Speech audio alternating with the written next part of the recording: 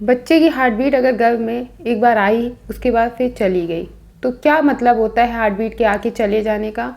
और क्या फिर से हार्ट बीट आने की कोई गुंजाइश होती है क्या वेट करना चाहिए कि हार्ट बीट वापस आ जाएगी? तो चलिए आज के इस खास टॉपिक पर बात करते हैं, क्योंकि बहुत सारे हमारे व्यूअर्स हैं जो इस परेशानी से परेशान हैं, क्योंकि उन्होंने अल्ट्रासाउंड कराया था 6वें हफ्ते में, तब तो बच्चे की हार्ट बीट आई थी। फिर 8वें हफ्ते में अल्ट्रासाउंड कराया तो हार्ट बीट नहीं थी। क्या कारण होता है इसका, क्यों होता है ऐसा, और क्या आपको इंतज़ार करना चाहिए? नमस्कार दोस्तों, मैं हूं आपकी दोस्त प्रतिभा और बहुत स्वागत करती हूं आपके अपने channel best care of pregnancy में। देखिए, जब प्रेगनेंसी कंसीव होती है तो एक हेल्दी एग, एक अच्छी क्वालिटी का एग और एक अच्छी क्वालिटी के स्पर्म की बहुत ज़्यादा ज़रूरत होती है। ये सिर्फ उस टाइम के लिए ज़रूरत नहीं होती कि एग अच्छा है तो फर्टिलाइज़ हो जाएगा, एग अच्छा नहीं है तो फर्टिलाइज़ नहीं होगा। वो अच्छा एग जब फर्टिलाइज़ होगा तभी एक अच्छी क्वालिटी का एम्ब्रियो बनेगा और तभी वो आपकी जो प्रेगनेंसी है वो हेल्दी होगी और उस गर्भ में जो आपके बच्चा रुका है वो हेल्दी बेबी होगा। अगर शुरुआत ही कमज़ोर हुई, एग तो फर्टिलाइज़ हो गया लेकिन वो ठीक ठाक था, उतनी अच्छी क्वालिटी का नहीं था, कंसीव हो गई प्रेगनेंसी, कुछ दिन आगे चली और उसके बाद वो प्रेगनेंसी जो है वो डिक्लाइन हो जाएगी। जो आपका गर्भ रुका था, जो एम्ब्रियो जा कर के एंडोमेट्रियम की लाइनिंग से स्टिक हुआ था, उसने थोड़े दिन तक तो सर्वाइव किया, थोड़ा बहुत आगे बढ़ा, हार्ट बीट भी आ गई, लेकिन वो ज़्यादा दिन सर्वाइव नहीं कर पाया और ऐसी प्रेगनेंसी को नेचर जो है खुद रिजेक्ट कर देती है और ऐसी प्रेगनेंसी जो है वो स्पॉन्टेनियस मिसकैरेज की कैटेगरी में आती है। इसलिए बहुत ज़्यादा ज़रूरी होता है कि अच्छी क्वालिटी का एग हो और एक अच्छी क्वालिटी का स्पर्म हो। इसीलिए बहुत ज़्यादा इस चीज़ को वरीयता दी जाती है। अगर किसी की को एग से रिलेटेड प्रॉब्लम है तो ऑलरेडी चैनल पे इससे रिलेटेड वीडियो है कि कैसे एग की क्वालिटी को अच्छा कर सकते हैं। अगर आपको पता ही नहीं है कि आपकी एग की क्वालिटी अच्छी है या नहीं, तो जानना चाहते हैं कि आपका एग बन रहा है या नहीं, तो इस पर भी ऑलरेडी वीडियो है जिसमें 4 तरीके बताए हैं जानने के, जो कि आपकी बॉडी खुद इंडिकेशन देती है। और एग बन रहा है, अच्छी क्वालिटी का बन रहा है, उस पर भी अलग से सेपरेट वीडियो है। तो ये थोड़ा सा आपको सर्च करना पड़ेगा, आपको चैनल पे मिल जाएगा।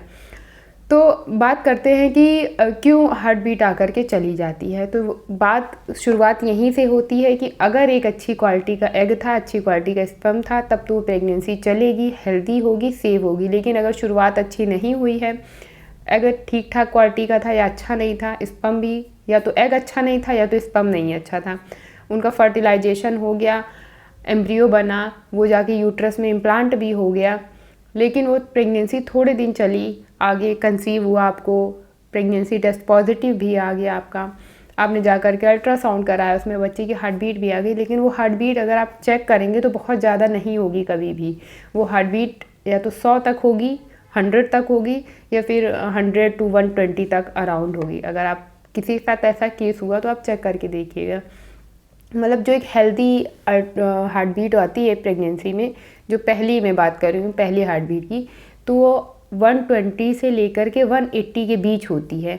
अगर किसी की हार्ट बीट 100 to 120 के बीच है तो ये थोड़ा सा केस जो है रिस्की हो सकता है, मतलब इसमें आपको ध्यान रखने की ज़रूरत हो। प्रेगनेंसी कंसीव हुई, थोड़े दिन चली, हार्ट बीट आ गई और उसके बाद जब आपको या तो कुछ आपकी बॉडी ने ऐसे इंडिकेशन दिए कि आपको ब्लीडिंग शुरू हो गई, या तेज़ कमर दर्द हुआ अचानक से, या पेट में अचानक से तेज़ दर्द हुआ, या आपको बहुत तेज़ फीवर आ गया अचानक से, और कई बार होता है कि बॉडी कोई इंडिकेशन नहीं देती है और मिसकैरेज हो जाता है, मतलब कि जो हार्ट बीट आई थी बच्चे की वो अपने आप चली जाती है और हमारी बॉडी हमें कोई इंडिकेशन नहीं देती कि हार्ट बीट अपने आप चली जाती है। ऐसे में पता कब चलता है, जब कुछ टाइम बाद आपको ब्लीडिंग स्टार्ट होती है या फिर कोई तेज़ पेट दर्द या तेज़ कमर दर्द होता है, और जब आप चेक करते हैं, चेक करवाने जाते हैं, तो उसमें बच्चे की हार्ट बीट नहीं होती है। ऐसी प्रेगनेंसी को नेचर खुद रिजेक्ट कर देती है, क्योंकि ये प्रेगनेंसी चलने वाली नहीं होती है।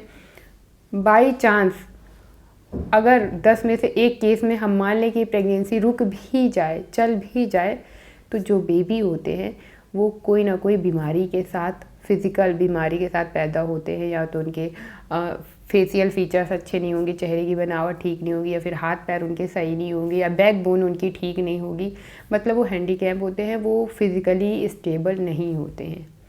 तो कई बार प्रेगनेंसी, ऐसी जो प्रेगनेंसी होती है वो तो नेचर ज़्यादातर केसेस में खुद ही रिजेक्ट कर देती है, क्योंकि ये क्रोमोसोमल एबनॉर्मलिटीज़ की वजह से होता है। बॉडी में जो होते हैं, जो ह्यूमन क्रोमोसोम की संख्या होती है वो 46 होती है। 23 माँ की तरफ से आते हैं, 23 क्रोमोसोम्स मदर की तरफ से आते हैं, 23 फादर की तरफ से आते हैं, तो टोटल 46 का रेशियो होता है ये।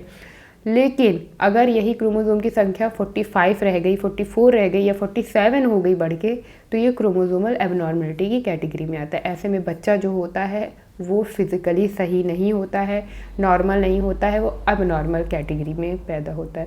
तो ऐसा जो बच्चा होता है वो हैंडीकैप होते हैं, एबनॉर्मल होते हैं।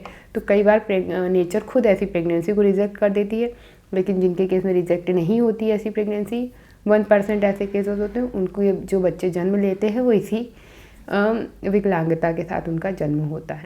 ये कारण होता है कि कई बार बच्चे की हार्ट बीट आकर के चली जाती है, क्योंकि या तो एग की क्वालिटी अच्छी नहीं, या तो स्पर्म की क्वालिटी अच्छी नहीं थी। हाँ, लेकिन अगर आपके केस में बार बार यही हो रहा है, 2 बार हुआ, 3 बार हुआ, हर बार बच्चे की हार्ट बीट ही नहीं आ रही है, तो कोई बड़ी प्रॉब्लम है। आपको टॉर्च टेस्ट करवाना चाहिए, उसके अंदर कई टेस्ट आते हैं जिससे पता चल जाता है क्या कारण है। और आपको डीपली किसी अच्छे गायनेकोलॉजिस्ट से मिल करके ये सारी बातें कंसल्ट करनी चाहिए, अच्छे टेस्ट करवाने चाहिए, क्योंकि ये या तो कोई शारीरिक बीमारी है आपकी, या तो फिर कोई क्रोमोसोमल एबनॉर्मलिटी है जो बार बार हो रही है, जिसकी वजह से बार बार आपके बच्चे में हार्ट बीट नहीं आ रही है। तो उसके लिए ज़रूरी टेस्ट है, ज़रूरी ट्रीटमेंट है, वो सब चलेंगे।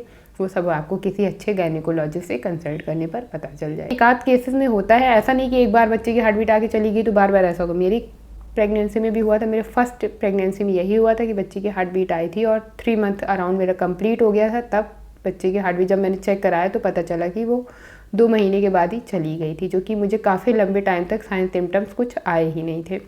तो लेकिन हर जितनी बार आप कंसीव करेंगे उतनी बार ऐसा होगा, ऐसा बिल्कुल भी ज़रूरी नहीं है। एक आध केसेस हो जाते हैं जो कि आज के टाइम में एक मिसकैरेज तो बहुत ज़्यादा नॉर्मल है, तो इसमें ज़्यादा टेंशन वाली बात नहीं है। जब आप अगर किसी के साथ ऐसा फर्स्ट टाइम हुआ है तो जो आपकी सेकंड प्रेगनेंसी है वो बिल्कुल नॉर्मल होगी, उसमें आपको बिल्कुल भी डरने की ज़रूरत नहीं है।